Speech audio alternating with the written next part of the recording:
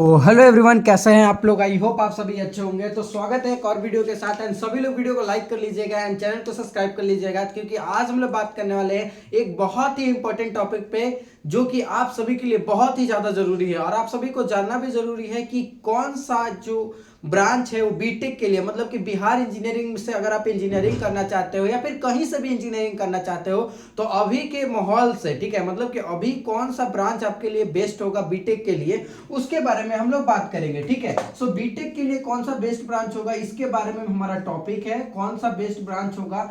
सो इसके बारे में टोटली डिस्कशन करेंगे सारे टॉपिक पे। सो सभी लोग वीडियो को लास्ट तक देखिएगा एंड चैनल को सब्सक्राइब एंड वीडियो को लाइक जरूर करिएगा। और एक और इंपॉर्टेंट बात कि अगर आप सभी बिहार से इंजीनियरिंग करना चाहते हैं या आप सभी इस बार 12 दिए हैं, ठीक है, 12 दिए हैं और आप सोच रहे हैं कि कोई टेक्निकल डिग्री ले, तो आप इस चैनल से जुड़ जाइए, क्योंकि आपको ये चैनल बहुत ज्यादा हेल्प करने वाला है बाबू। ठीक है, बहुत ही ज्यादा हेल्प करने वाला है। अगर आप इस बार 12 दिए हो, अभी तक आपका रिजल्ट भी नहीं आया है, सो अगर आप चाहते हो कि बिहार से कोई भी कॉलेज से इंजीनियरिंग कर ले, अच्छे से अच्छे ब्रांच से, अच्छे कॉलेज से, तो आपको यहाँ प्रॉपर तरीके से गाइडेंस मिलेगा। ठीक है, सो अब हम बात करते हैं कि बीटेक। ठीक है, अगर आप बीटेक करना चाहते हो, मतलब कि अगर आप इंजीनियरिंग करना चाहते हो, तो आपके लिए कौन सा ब्रांच बेस्ट रहेगा।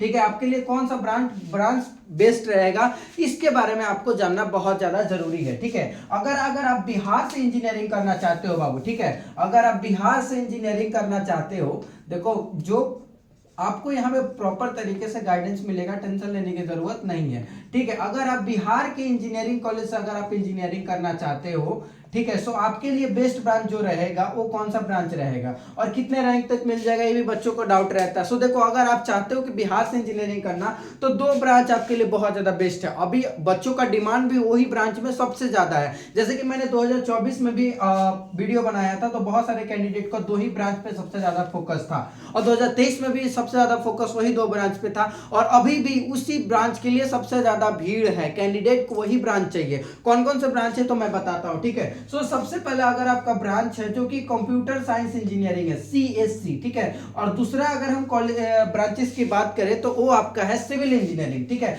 कौन सा ब्रांच है आपका, सिविल इंजीनियरिंग। सो पहला जो सबसे ज्यादा डिमांडेड ब्रांच है अभी की जनरेशन में, ठीक है, वो कंप्यूटर साइंस इंजीनियरिंग है। अब कंप्यूटर साइंस इंजीनियरिंग में बहुत सारा आता है। ठीक है, एक आपका आईओटी आता है, ठीक है, एक आपका मशीन लर्निंग आता है। ठीक है, अब इसमें बहुत सारा ब्रांचेस जैसे कि मैं बता रहा हूं। ठीक है, और फिर आपका आईटी सेक्टर भी इसी में आता है। ठीक है, आईटी बहुत सारे ब्रांचेस इसमें आता है। फिर क्या बोलते हैं, डाटा साइंस भी आता है। ठीक है, डाटा साइंस भी आता है, जिसको हम लोग शॉर्टकट में डीएस भी बोल सकते हैं। ठीक है, सो इतने सारे आपका कंप्यूटर साइंस में भी अदर अदर ब्रांचेस बिहार में लॉन्च हो चुके हैं। बिहार में क्या और भी अलग अलग कॉलेजेस में आपको मिल सकते हैं। सो इतने सारे ब्रांचेस में सबका कट ऑफ अलग अलग जाता है, सबका कट ऑफ डिफरेंट डिफरेंट रहता है। अब कौन से आपको चाहिए, देखो इसमें भी बहुत ज्यादा रहता है कि अगर आपको सीएससी कोर चाहिए तो उसके लिए अच्छा परसेंटाइल चाहिए होगा, अगर आपको एमएल चाहिए तो कम परसेंटाइल रहता है, तब भी मिल जाता है। अगर आपको आईओटी चाहिए तो इंटरनेट ऑफ थिंग जिसको बोला जाता है, एमएल मतलब मशीन लर्निंग हो गया, और फिर आईटी मतलब इंफॉर्मेशन टेक्नोलॉजी हो गया, अगर आपका डीएस की बात करें तो डाटा साइंस हो गया। ये चार और भी बहुत सारे डिपार्टमेंट है सीएस में जो कि आए हैं। ठीक है, सो अगर एआई है, एक एआई भी है, ठीक है, आर्टिफिशियल इंटेलिजेंस, ठीक है, ये भी आया है आपका सीएससी में ही। ये सारे ब्रांच जो है आपके आए हैं, लेकिन कोर ब्रांच जो है आपका सीएससी है। ठीक है, अब हम बात कर लेते हैं कि सिविल में इतने सारे ब्रांच है तो सबका कटअप अलग अलग ही होगा। अब बिहार में क्या कटअप रहेगा इसके बारे में हम लोग डिस्कशन कर लेंगे, आपको टेंशन लेने की जरूरत नहीं है। आप जब वीडियो देख रहे हो तो आपको यहाँ पे हर एक सोल्यूशन मिलेगा। ठीक है, और अगर कोई भी डाउट रह जाना तो आप कमेंट जरूर करना। ठीक है, क्योंकि यहाँ आपके हर एक कमेंट का जवाब मिलेगा, और हमारा ग्रुप का लिंक जो है वो डिस्क्रिप्शन में रहेगा, आप सभी लोग जाके वहां से हमारा ग्रुप ज्वाइन कर लेना, और वहां पे आपको कोई भी डाउट रहेगा तो मैं सॉल्व कर दूंगा। और हाँ, जो काउंसलिंग होगा तो उस समय भी मैं आपको बहुत तरीके से हेल्प करूंगा, मैं पेड काउंसलिंग भी करवाऊंगा, जो कि आने वाला वक्त में आपको सब चीज पता चल जाएगा, बिल्कुल भी टेंशन लेने की जरूरत नहीं है। अब हम बात कर लेते हैं कि चलो सीएससी में तो इतने सारे ब्रांचेस है अलग अलग। ठीक है, अब उसके बाद सिविल इंजीनियरिंग में कौन कौन सा ब्रांच होते हैं। सिविल में सिर्फ सिविल होता है, एक civil engineering with computer science होता है। ठीक है, civil engineering with computer science होता है बाबू। ठीक है, सिविल इंजीनियरिंग, ठीक है, एक सेकेंड, सिविल इंजीनियरिंग, ठीक है, with computer science, with CSC, ये ब्रांच आपको बिहार में देखने को मिलेगा जब आप काउंसलिंग करोगे तब, ठीक है। मतलब कि जब आप कॉलेज चूज करोगे तो आपको ऐसा ब्रांच कोई मिलेगा। अब बहुत सारे बच्चों को कंफ्यूजन रहता है कि भैया एक सिविल इंजीनियरिंग होता है, एक civil engineering with computer science होता है, वो ब्रांच का क्या मतलब है। देखो civil engineering with computer science engineering हो गया कि वो, देखो सिविल मतलब क्या, स्पेसिफिक आपको सिविल इंजीनियरिंग के बारे में ही पढ़ना पड़ेगा, लेकिन यहाँ पे क्या है कि आपको सिविल के बारे में भी पढ़ना पड़ेगा और थोड़ा मोड़ा CSC के बारे में पढ़ना पड़ेगा, मतलब कि हो दोनों के बारे में आपको थोड़ी थोड़ी जानकारी रहेगी। ऐसे सिविल वालों को भी रहता है, फिर इसमें इतना ये क्यों है, क्योंकि बहुत सारी चीजें रहेंगी यहाँ पे जो कि आपके लिए चेंज रहेंगे, ठीक है। सो आई होप आप सभी को समझ में आ गया कि CSC एंड सिविल में कौन कौन से ब्रांच आते हैं। अब ये दोनों टॉप क्यों आता है, टॉप मतलब कि टॉप में क्यों आता है। अब आपके मन में होगा कि भैया ये दोनों ब्रांच टॉप में क्यों आता है इंजीनियरिंग में, बीटेक में। देखो क्योंकि अभी IT सेक्टर का जो डिमांड है ना वो बहुत ज्यादा है, ठीक है बाबू। IT सेक्टर का डिमांड जो है बहुत ज्यादा है और हमारे देश के प्रधानमंत्री भी बोलते हैं कि डिजिटल इंडिया बनाओ, ठीक है। डिजिटल इंडिया बनाने के लिए तो IT सेक्टर को डेवलप करना ही पड़ेगा, ठीक है। AI आ गया है जहां से अब ये बहुत सारी चीजें आ गए हैं, जहां मेटा AI आ गया, जहां पे आप सर्च करते हो कोई भी चीज का सॉल्यूशन आपको इजीली मिल जाता है। सो डेवलपमेंट जरूरी है, जिसके कारण ही CSC को इतना बढ़ावा दिया जा रहा है और लोग इसमें मतलब अपॉर्चुनिटी बहुत ज्यादा है। अभी आगे आने वाले समय में बहुत ही ज्यादा आपको इस सेक्टर में जॉब्स मिलने वाले हैं। जैसे कि अभी अभी की बात कर ले तो आप हर एक टिकट अगर रेलवे का करते हो वो भी आप ऑनलाइन करते हो, प्लेटफॉर्म पे कौन लेने जाता है, कोई नहीं लेने जाता है। जॉब्स की फॉर्म आती है वो भी ऑनलाइन आती है, तो आपको जानकारी होना चाहिए तभी तो आप कहलाओगे ना, कैसे किस तरीके से सारा चीज बनता है। सो IT सेक्टर बहुत ही ज्यादा डेवलप कर रहा है और आगे भी करेगा। सो इसमें आपका जॉब अपॉर्चुनिटी ज्यादा है, जिनके कारण इसका डिमांड बहुत ही ज्यादा है।